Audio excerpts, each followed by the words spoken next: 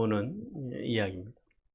어떤 왕이 커다란 포도원을 가지고 있었다. 포도원에는 많은 일꾼들이 일을 하고 그때마다 품삯을 받아갔다. 그 중에 한 일꾼은 아주 능력이 뛰어나서 다른 사람들보다 일을 잘 해내고 있었다. 훌륭하군. 그토록 일을 잘 해내다니. 왕은 그를 보고 감탄하여서 이제 그만 일하고 자신과 함께 산책을 하자고 권유했다. 그 재능 있는 일꾼은 왕과 함께 포도원을 두루 산책하며 이야기를 나눴다. 하루의 일이 끝나고 일꾼들이 그날의 품삯을 받으려고 줄을 서 있었다. 그 중에는 왕과 함께 산책을 한 사람도 있었다. 그러자 다른 사람들이 불평을 늘어놓았다. 아니, 저 사람도 우리와 똑같은 품삯을 받을 셈인가? 그렇다면 이건 정말 불공평해. 그들은 화가 나서 왕에게 말했다. 저 사람은 오늘 2시간밖에 일하지 않고 나머지 시간은 왕과 함께 산책만 했습니다. 그런 그가 우리와 똑같은 품삯을 받는다라는 것은 말이 안 됩니다. 그러자 왕은 이렇게 말했다. 너희들이 하루 종일 한 일보다 더 많은 일을 이 사람은 2시간 동안에 해냈다. 또 오늘 28살로 죽은 랍비는 다른 사람이 100년 동안 한 것보다 더 많은 일을 해냈다. 이제 이런 그림입니다. 사람이 얼마나 오래 사느냐가 중요한 것이 아니라 뭐가 중요하다고요? 더 중요한 것은 어떻게 사느냐가 중요하다. 뭘 위해 사느냐가 중요하다라는. 자, 요셉은 그의 형제들과 같은 인생을 살았지만은 더 많은 몫을 받기에 충분한 삶을 살았음을 오늘 본문을 통해서 하나님께서는 알게 하십니다. 자, 임종을 앞둔 야곱이 다른 아들들을 축복하기 전에 먼저 누구에게 축복을 해요? 장자권을 상속받은 요셉의 두 아들을 먼저 축복하고 있습니다. 본문 속에서 그 야곱은 요셉의 반대에도 불구하고 차자인 에브라임을 장자인 므낫세보다 앞세워서 더 큰 축복을 내리는 모습을 오늘은 본문 속에서 우리가 알 수 있어요. 그리고 또 본문 속에서 우리가 또 더 깊이 알 수 있는 것은 그겁니다. 하나님은 아버지 이삭과 대비되는 야곱의 깊은 신앙을 오늘 보게 하십니다. 왜요? 지난날 이삭이 하나님의 뜻을 무시하고 자신의 생각으로 장자권을 누구에게 주려고 했어요?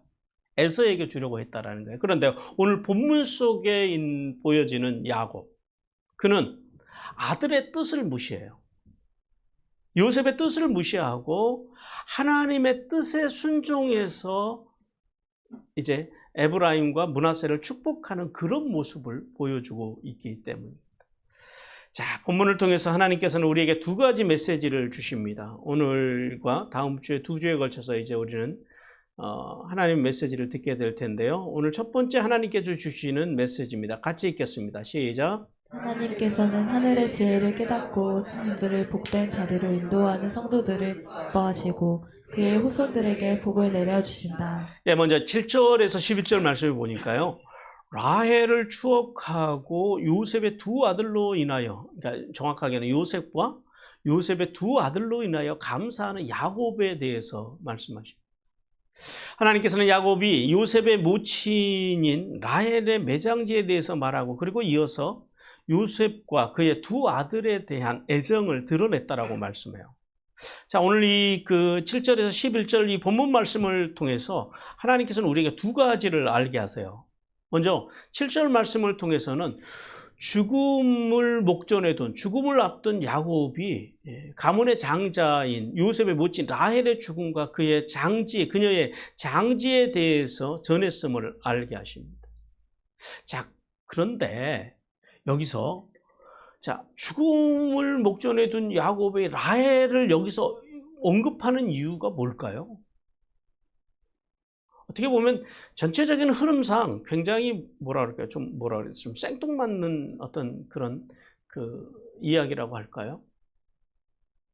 이제 그렇게 우리가 생각해 볼 수도 있는데 대략 라헬을 여기서 이야기하는 이유를 세 가지로 이제 봅니다. 하나는 뭐예요? 첫사랑이에요. 평생에 야곱이 사랑했던 여인은 딱 한 사람이었다라는 거죠. 야곱이 유일하게 사랑했던 여인이자 그리고 그녀의 인생의 동반자, 즉 그녀가 이제 야곱이 살아오는 인생 가운데서 야곱이 인생의 슬픔과 고통을 당하고 고민이 있을 때마다 그녀와 늘 그가 함께했다라는 거죠. 그런데 안타깝게도 자신의 인생의 동반자였던 라헬이 오래 살지 못하고 죽은 것에 대한 안타까움, 그 안타까운 마음이 늘 있었다라는 거예요. 그리고 또 하나는 요셉에게 모친의 묘가 가나안에 있음을 지금 말해줌으로 인하여서 이제 요셉과 그리고 에브라임과 므낫세로 하여금 약속의 땅 가나안에 대한 깊은 애정을 갖게 하려고 하는 신앙의 목적도 있을 것으로 봅니다. 그리고 하나 더, 요셉의 두 아들을 양자로 지금 삼잖아요. 근데 요셉의 두 아들을 양자로 삼는 것이 단순한 사건이 아니라 라헬에 대한 사랑과도 깊은 연관이 있다라는 거예요. 즉 라헬에 대한 사랑과 그 연민, 그녀의 후손들이 이 땅에서 다른 자녀들도 다 복을 받아야 하지만 그 라헬의 자손인 이 요셉의 후손들이 이 땅에서 생육하고 번성하는 복을 받기를 바라는 그런 아버지로서의 소망, 라헬을 생각하는 남편으로서의 소망이 이 속에 담겨 있을 것으로 그렇게 봅니다. 그리고 또 8절부터 12절까지는 야곱이 요셉의 두 아들로 인해서, 정확하게는 요셉과 그 두 아들로 인해서 감사했음을 본문을 통해서 우리는 알 수가 있어요. 왜 안 그렇겠어요? 자, 지금 야곱의 상태는 어떤 상태냐면 눈이 잘 안 보여요. 마치 그 아버지 이삭처럼, 아버지 이삭에도 말년에 눈이 안 보였잖아요. 아버지 이삭처럼 눈이 어두워져서 지금 자녀들을 다 식벌할 수 없는 그런 어려운 상황이지만은 그 상황 속에서 감사할 수 있었던 이유, 왜 그래요? 죽은 줄만 알았던 요셉을 만나서 지난 17년간 자신의 인생에서 가장 행복한 삶을 살았다는 거기에 대한 감사. 그리고 더 나아가서 이제 요셉을 장자로 세우고 그 요셉의 두 아들이 므낫세와 에브라임과 므낫세를 양자로 삼을 수 있게 된 것에 대한 그 요셉의 그 소생들, 자녀들을 자신의 양자로 입적할 수 있게 되었으니 야곱의 입장에서는 이보다 더 큰 행복이 없었더라는 거죠.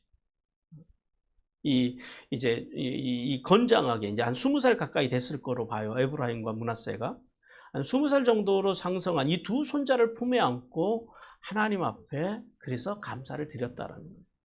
요셉도 마찬가지죠. 오늘 여기서 요셉의 감사도 나옵니다. 요셉도 마찬가지예요. 마트 형인 장자인 루벤을 대신해서 가문의 장자의 지위에 올라서 4대 족장으로서 이제 두 아들이 아버지의 양자로 입적되는 2배의 복을 받게 되었으니 그 마음이 얼마나 풍성했겠느냐라는.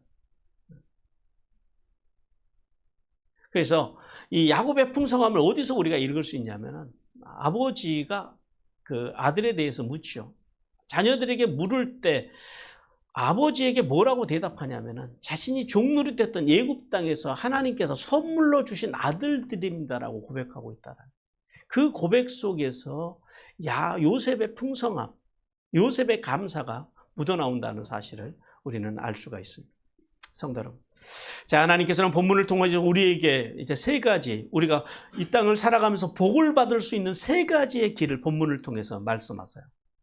첫 번째, 주님의 말씀 같이 듣겠습니다. 시작. 하나님의 주권적인 은혜를 고백하는 삶을 살라. 예, 자, 야곱이 요셉에게 물어요. 눈이 잘 안 보이니까. 눈이 잘 안 보이니까 뭐라고 묻냐면은 이들이 누구냐라고 물어요. 그러니까 에브라임과 므낫세를 정확하게 구별하고 싶었던 거예요. 에브라임과 므낫세가 누구냐, 어디에 있느냐라고 묻는 거예요. 그 물음에 대해서 요셉이 뭐라고 대답했다고요? 하나님께서 애굽에 주신 선물이라고 고백을 해요. 이 참 귀하고 놀라운 고백이거든요. 왜냐하면 이게 지금 아버지와의 어떤 특별한 대화가 아니라 일상의 대화라는 거예요. 그 일상의 대화에서 보통 누구냐 그러면 예, 제 아들입니다 이렇게 이야기하잖아요. 보통은. 또 좀 더 조금 더 깊은 대화를 한다 그러면은 애굽에서 나온 제 아들입니다. 이렇게 대답할 수 있었다라는 거예요. 그런데 지금 요셉은 아버지에게 뭐라고 대답하고 있다고요? 하나님께서 여기서 내게 선물로 주신 아들이었다라는 거예요. 아들들이라는 거예요. 요셉은 아버지 앞에서 하나님의 이게 뭐냐면 주권을 인정하는 거예요. 그리고 하나님의 그 은혜에 감사하는 거예요. 그리고 하나님의 주권과 그 하나님의 은혜에 감사하면서 눈먼 아버지에게 아들들을 이제 소개를 합니다. 자, 이 사실을 통해서 우리가 알 수 있는 것은 뭐냐면 요셉의 삶은 철저하게 하나님 중심의 삶이었다.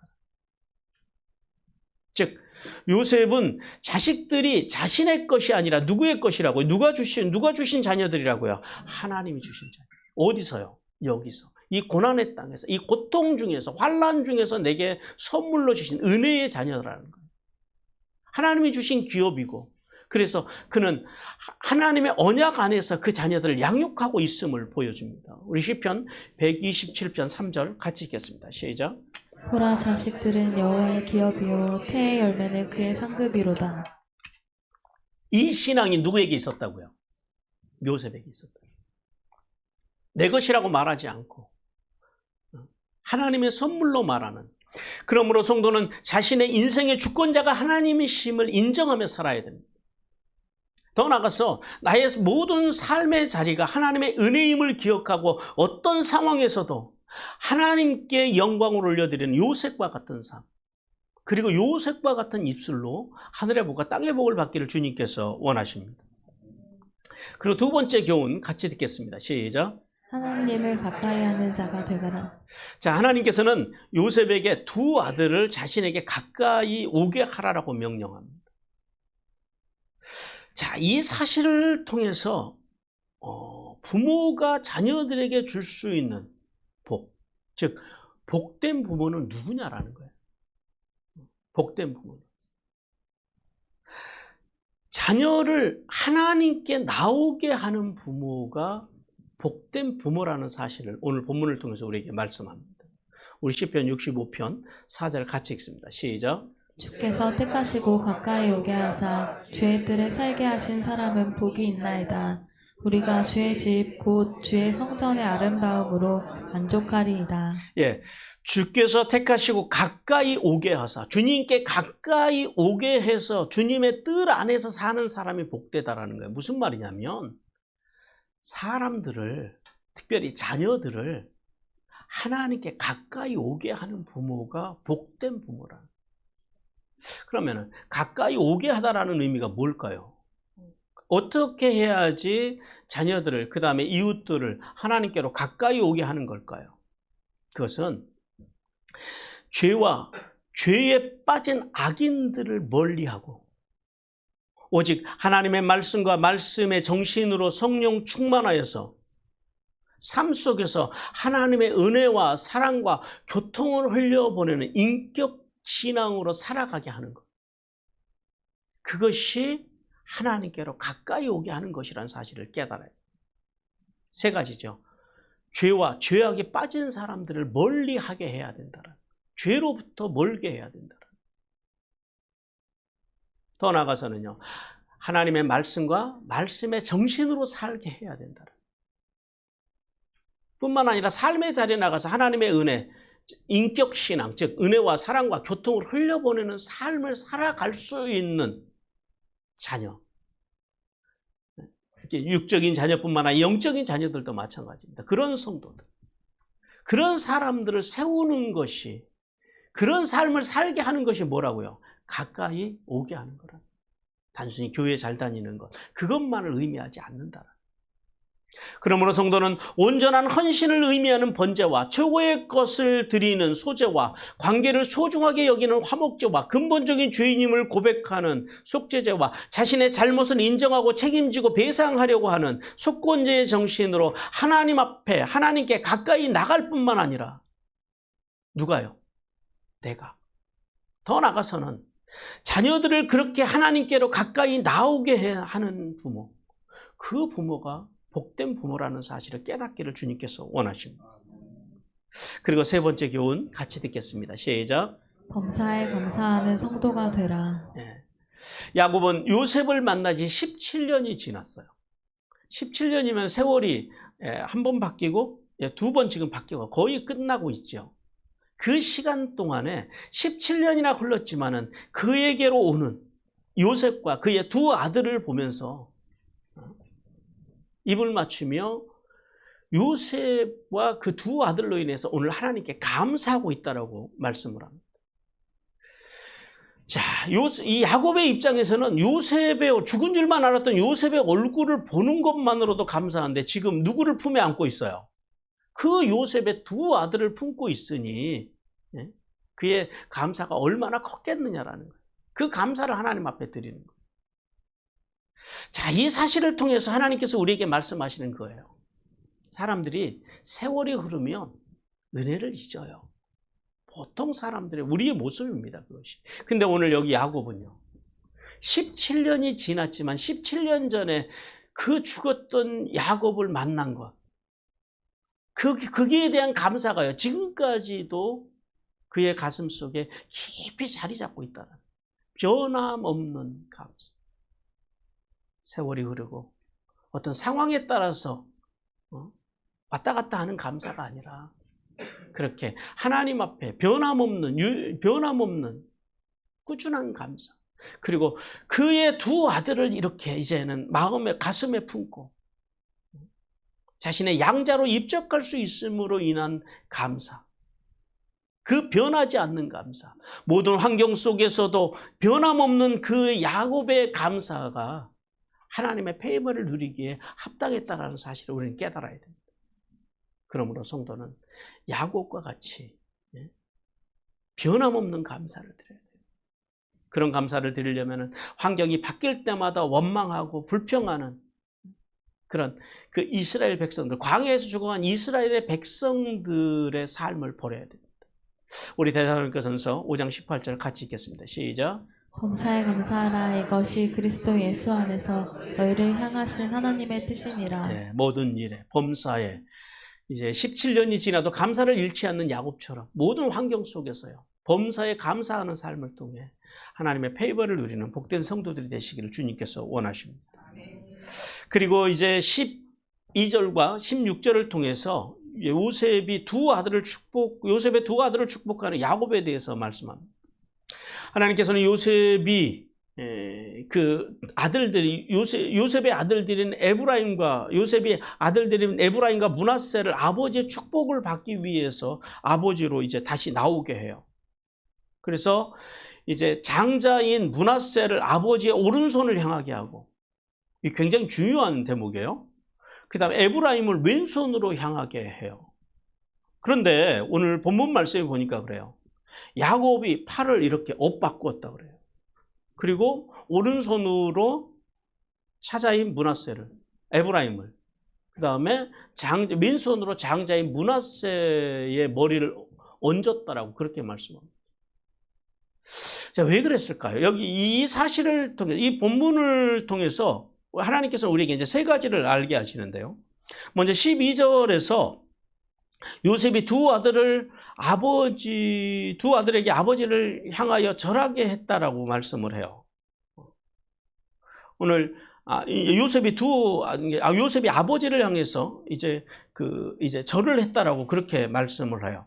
오늘 여기 그 12절 말씀에 보면은 그래요. 엎드려서 기도했다라고 그래요. 엎드려서 절을 했다 그래요. 엎드려서. 자, 여기서 엎드리라고 하는 말이 이 코를 의미합니다. 엎드리다라는 표현이 코예요. 아프라고 하는 히브리어고요. 절하다라는 히브리어 샤합니다. 엎드려 절하다라는 말이에요. 구부려서 절하다라는 말이에요.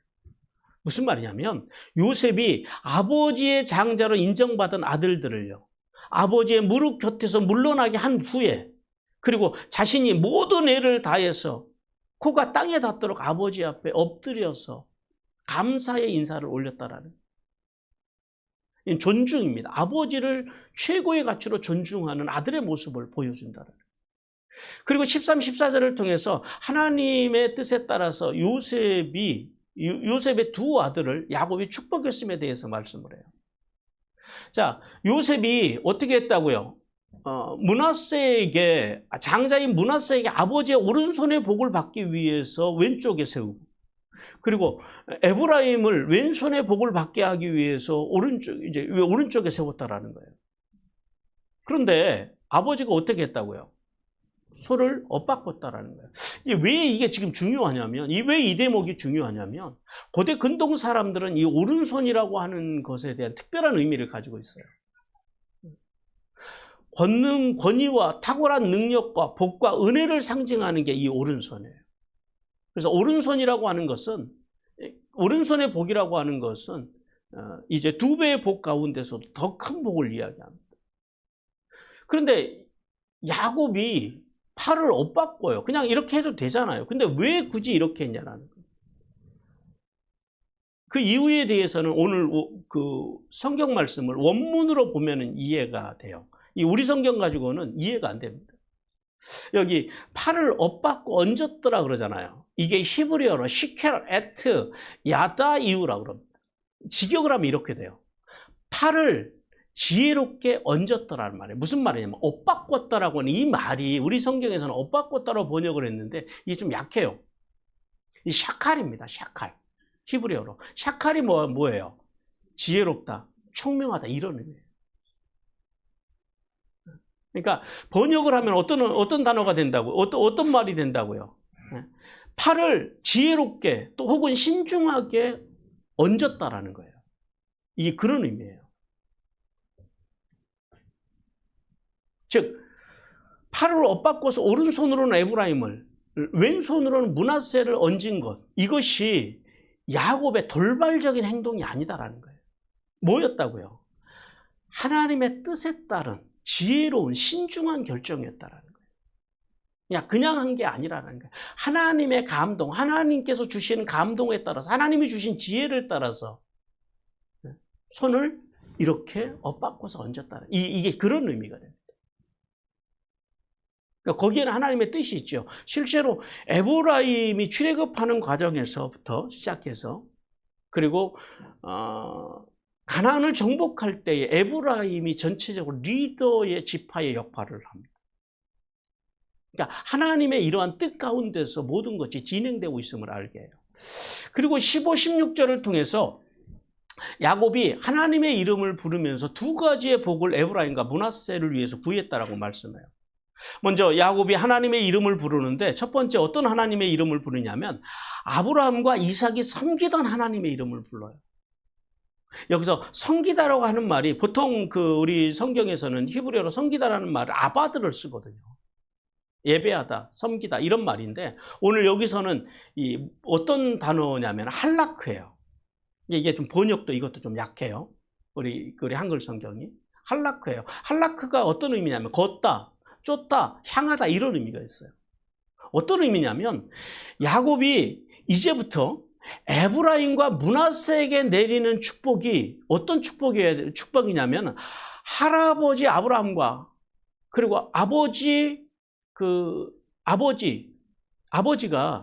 이삭이 평생에 함께 걷고 함께 쫓았던 그리고 함께 살았던 그 하나님으로부터 오는 복을 지금 누구를 위해서 빌어주는 거예요?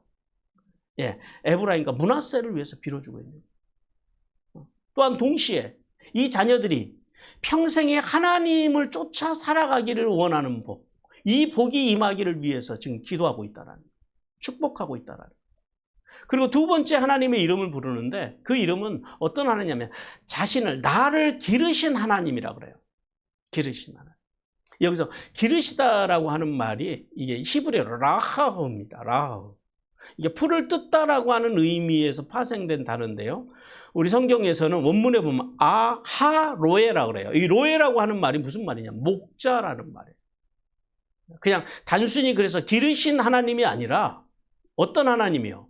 목자이신 하나님. 나의 목자이신 하나님. 그 하나님을 지금 고백하고 있는 거예요. 어떤 말씀이냐면 야곱은 하나님께서 자신이 태어나면서부터 여기까지 자신의 선한 목자가 되셔서 지금까지 인도해 주셨음을 인하여 고백하며 하나님께서 나를 태어나면서부터 여기까지 나의 목자가 되셔서 인도해 주셨듯이 이 에브라임과 므낫세를 어떻게 해달라고요? 이 에브라임과 므낫세의 목자가 되셔서 로에가 되셔서 선하게 인도해 달라고 하는 그런 축복의 기도를 드리고 있다는. 자, 보세요.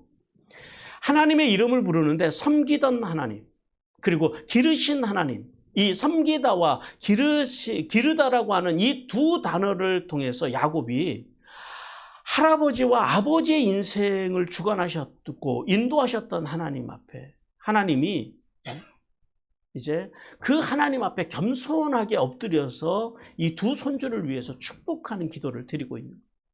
그리고 이제 야곱은 에브라임과 므낫세를 위해서요, 두 가지의 복을 구합니다. 하나는 에브라임과 므낫세를 환난에서 건지시고 아브라함과 이삭과 자신의 참된 후손으로 인정받는 복을 달라고 기도를 해요.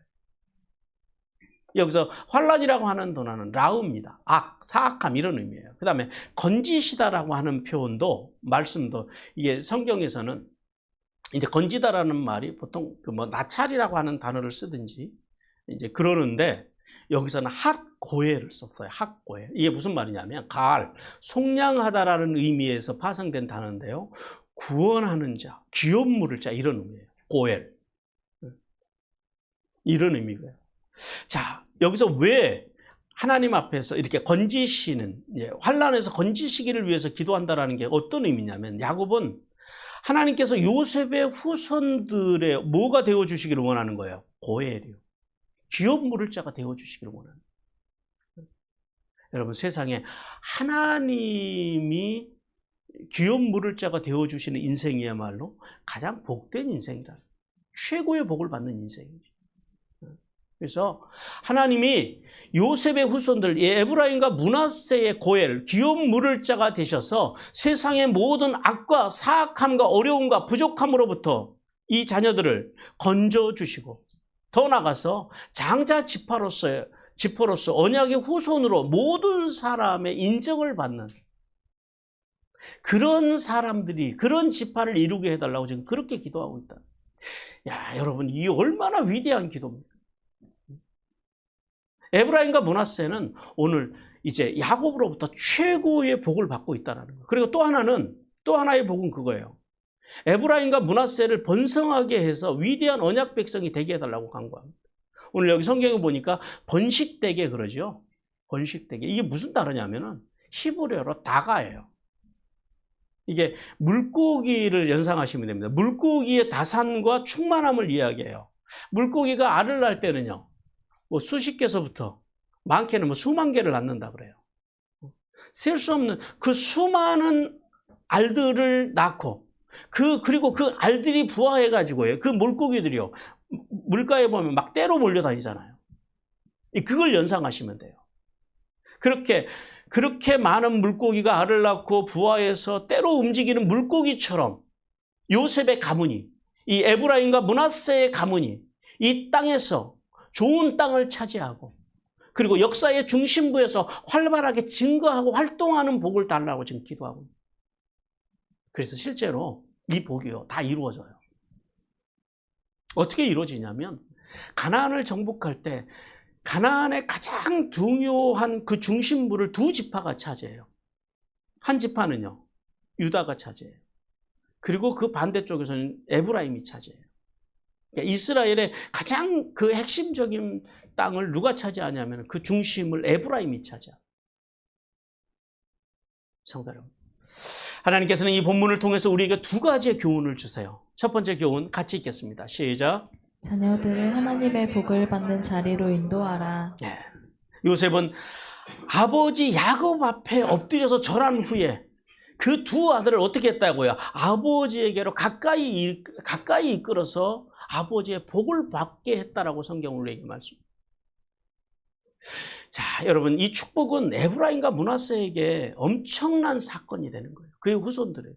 왜냐하면 이 사건을 통해서요, 요셉의 두 아들이 각각 족속을 이루고 장차 가나안 땅에서 자기의 땅을 분할받을 권리를 갖게 되는 거예요.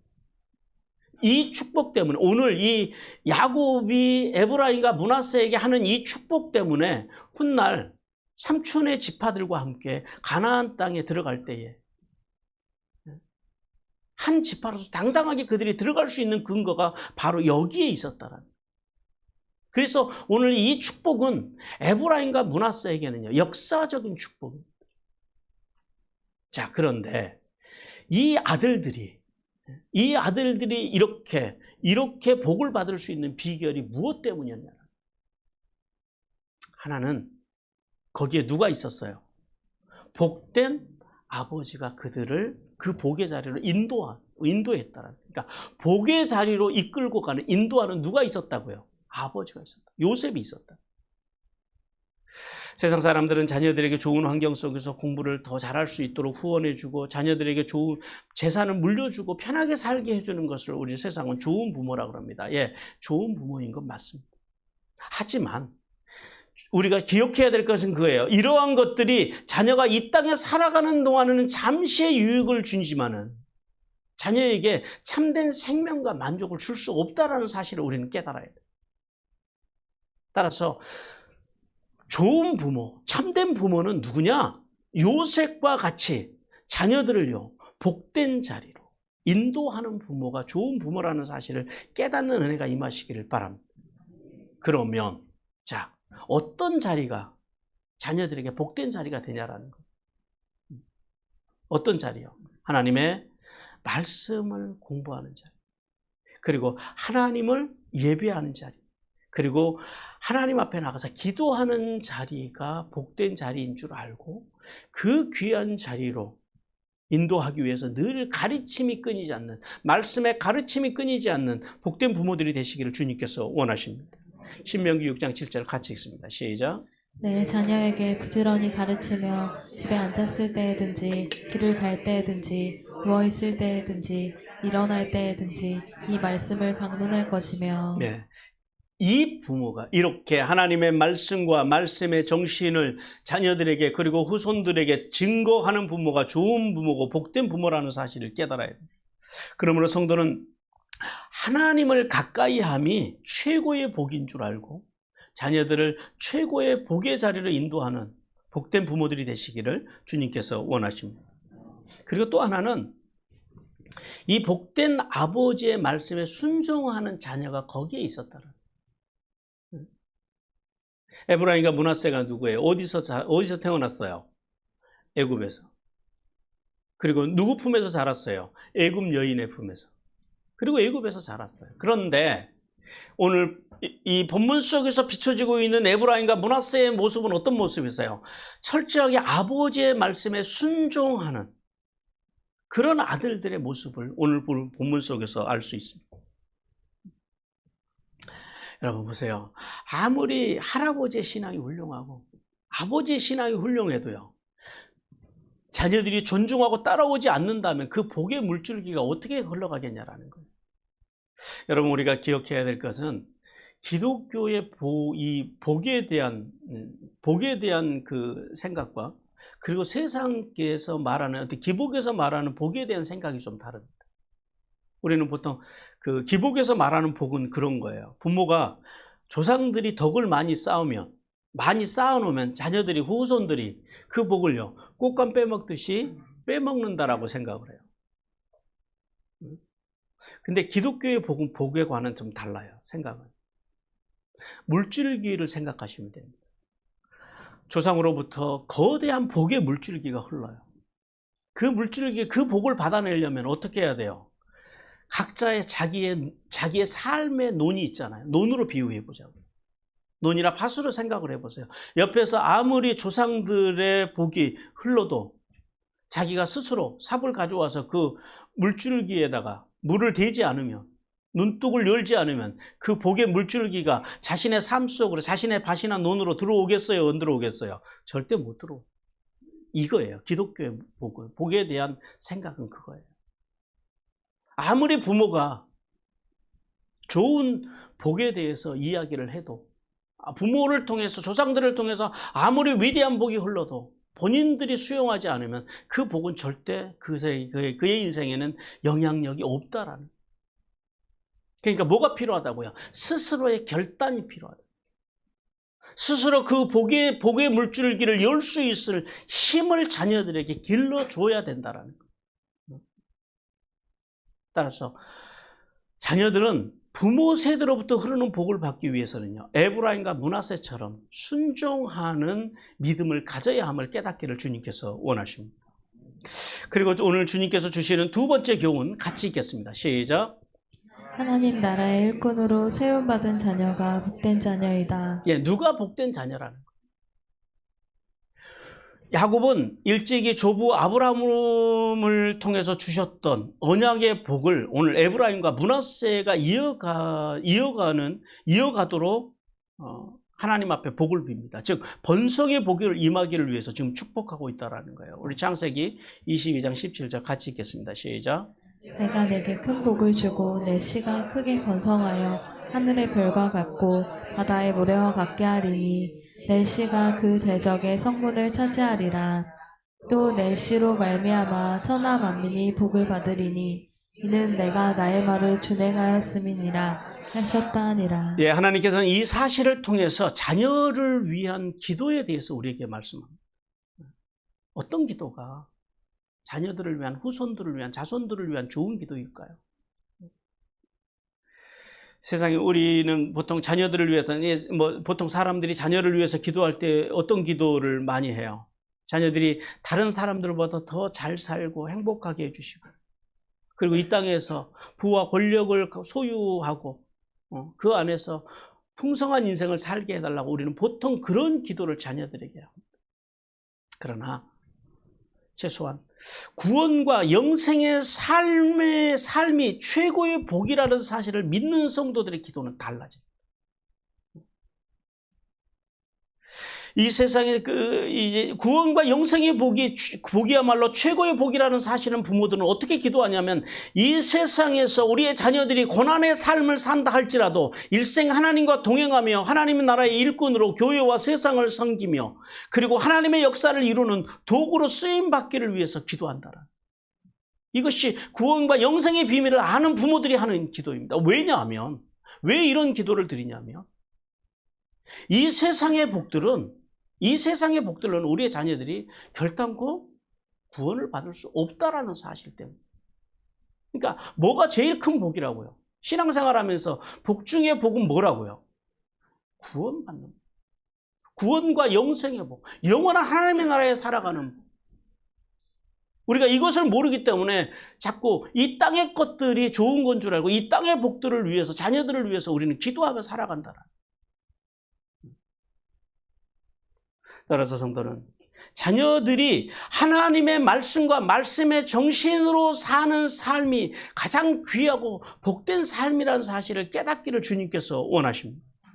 우리 역대상 29장 19절 같이 읽습니다. 시작. 또 내 아들 솔로몬에게 정성, 샬렘, 온전한 된 마음을 주사 주의 계명과 권명과 율례를 지켜 이 모든 일을 행하게 하시고 내가 위하여 준비한 것으로 성전을 건축하게 하옵소서 하였더라. 자, 보세요. 지금 솔로몬을 위해서 다윗이 어떤 기도를 드리고 있어요? 여기서 정성된 마음을 주사 그러잖아요. 이게 번역이 좀 약해요. 이것도. 이게 샬렘입니다. 샬렘. 무슨 말이에요? 온전한, 완전한 마음. 그러니까 뭐 정성을 다하는 마음, 이게 아니고요. 온전하다라는 건 뭐예요? 하나님의 말씀 앞에서 온전한 거예요. 하나님의 말씀을 행하기에, 하나님의 말씀을 이해하기에 온전한 마음을 주사, 그 다음에요, 계명과 권명과 율례라 그래요. 한마디로 다 묶어봐요. 하나님의 말씀을 지켜, 이렇게 돼요. 하나님의, 우리 표현으로 하면 하나님의 말씀과 말씀의 정신으로 이 모든 일을 행하고 살아가는 모든 삶을 살아가고 내가 위하여 준비한 것으로 성전을 건축하게 하옵소서. 오늘 우리로 말하면요, 주님의 몸인 교회를 책임지는 삶을 살게 해달라. 이게 다윗의 기도예요. 여기에 어디 다윗이 하나님 우리 솔로몬 똑똑하게 해주시고 잘 살게 해주시고 부귀 영화를 누리게 해주시고, 왜 다윗이 그런 기도를 안 드린다고요? 하나님을 위해 살아가는 삶이야말로 구원과 영생에 이르는 유일한 길이기 때문에. 그러니까 아들에게 솔로몬에게 최고의 복을 전하고 싶은 아버지의 마음. 이 솔로몬이, 이 다윗이 구원과 영생이야말로 인간이 누릴 수 있는 최고의 복이라는 사실을 그가 깨달았기 때문에 이런 기도가 가능하다. 그러므로 성도는 자녀들이 하나님께 나아가는 복, 그리고 자녀들이 하나님의 말씀과 말씀의 정신으로 살아가는 복, 그리고 온전한 마음으로 주의 뜻을 실천하며 살고자 발버둥치는 자녀가 되기를 위해서 기도함으로 사랑하는 자녀들에게 하늘의 복과 땅의 복을 흘려보내는 복된 부모들이 되시기를 주님께서 간절히 원하십니다. 사랑하는 성도 여러분, 하나님 앞에서 우리의 인생이 하나님 앞에서 칭찬받고 훗날 자녀들로부터 천국에서 자녀들을 만났을 때를 이야기해요. 자녀들로부터 훗날 최고의 감사를 받는 부모가 되기를 원한다면 우리는 먼저 야곱과 같이 하나님의 지혜를 깨달아야 돼요. 이삭과 같이 내 생각으로 하나님의 복을 막 흘려보내려고 하는 것이 아니라 사랑하는 아들 요셉이 요구를 해도 하나님의 지혜, 하나님의 뜻을 깨닫고 손을 엇바꿔서 하나님의 뜻에 따라서 복을 내려보내는 그 지혜, 하나님의 뜻을 분별하는 지혜, 그 지혜를 갖는 성도들이 되시기를 주님께서 원하십니다. 그리고 더 나아가서 하나님의 말씀과 말씀의 정신으로 살아내는 그런 부모들이 되시기를 주님께서 원하십니다. 우리는 늘 부족해요. 연약해요. 하나님의 말씀과 말씀의 정신으로 살아간다고 하는 것은 절대 우리 인생에 불가능합니다. 그럼에도 불구하고 그렇게 살기 위해서 발버둥 치는, 그런 발버둥도 누구만 치냐면 말씀을 아는 성도들만 발버둥 칠 수 있는 거예요. 하나님의 말씀을 모르면은요, 신앙이 안 되는 거예요. 성령 충만 절대 불가능합니다. 종교 생활밖에 안 되는 거예요. 우리의 자녀들에게 종교 생활하는 부모의 모습이 아니라 하나님 앞에서 신앙으로 살아가는 그런 삶의 모습을 보여줄 수 있는 복을 받기를 주님께서 원하십니다. 그리고 더 나가서 요셉처럼 자녀들을 어디로 인도해요? 복이 있는 자리. 하나님의 복이 흐르는 아버지 앞으로 인도할 줄 아는 그런 부모의 복을 받으시기를, 그런 복된 부모들이 되시기를 주님께서 원하십니다. 그렇게 해서 사랑하는 자녀들을 오늘날 이 복이 있는 자리, 말씀과 예배와 기도의 자리로 인도해서 하늘에 있으며 땅에 기름진 복을 받는 부모가 되고, 그리고 더 나아가서 자녀들에게 그 복을 흘려보내는 위대한 조상이 되기를 주님께서 간절히 원하십니다.